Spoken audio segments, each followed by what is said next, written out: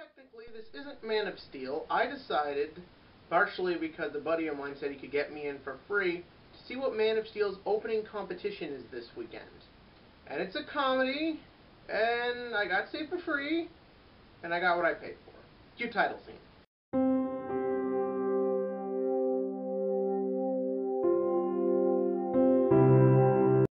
Many people are saying that This Is the End is the breakthrough comedy of the summer.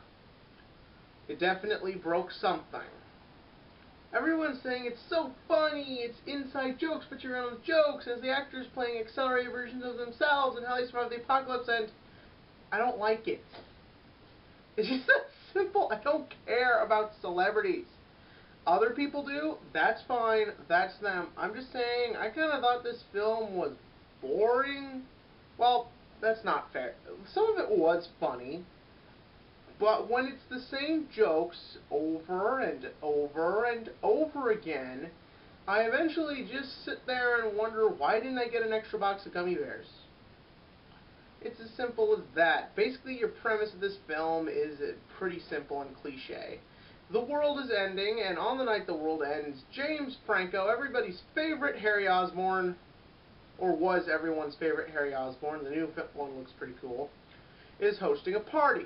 Now, James Franco is known for being an art nerd, a Tolkien nerd, and you see all that in the movie, and at first it's funny. But when he keeps going on, and on, and on, you don't care anymore. Basically, he's hosting a party. Seth Rogen and some guy I don't know, nor did I remember his name come to it. There's the guy with the afro from The Office. There's Michael Shannon, Michael Cera, whatever. Aziz Ansari. The Aziz Ansari had to be my favorite bit, just because I really like him as a comic. But other than that, no. I don't care about any of these actors. Like, personally, if I were to have done a joke like this, I would have seen if I could maybe get Daniel Craig and, like, have him do a James Bond joke. Which is what I was kind of hoping, because about halfway through this film, I just wished he would do someone I liked. That's just it. I mean, like, Jonah Hill is, like, the stereotypical nice guy in the film, which he's said to be in real life. Seth Rogen, everyone calls him a stoner. He acts like a stoner in this movie. It all works, but after a while, you're just like, I don't care. The jokes were funny for a while. There were way too many dick jokes, which you expect in a movie like this.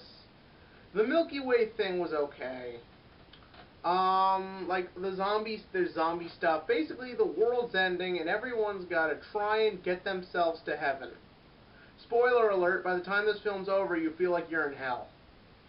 And essentially, it's just that. Everybody dies, everything's miserable, but it's like funny miserable. Which isn't always a bad thing, because funny miserable can work. Here it doesn't.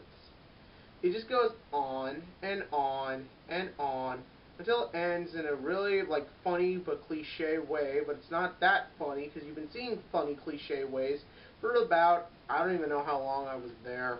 It was Limbo. I'd rather be doing Limbo than watching that movie. Sure, everyone's like, oh, it's the funniest thing ever. No, it's not. Celebrities aren't interesting people. They're only interesting when they're dead, or dying, or naked. And only like Kate Winslet and Ryan Gosling naked. Then everyone's happy.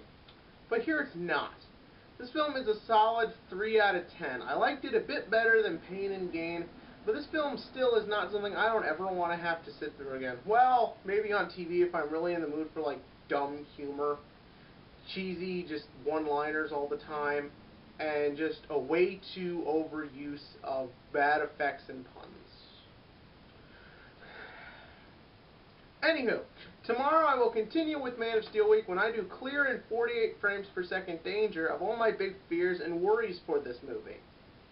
So, in other words, it's going to be a few minutes of Chris Nolan bashing, and hopefully some crying, and some vomit, and eventually I'll see the movie.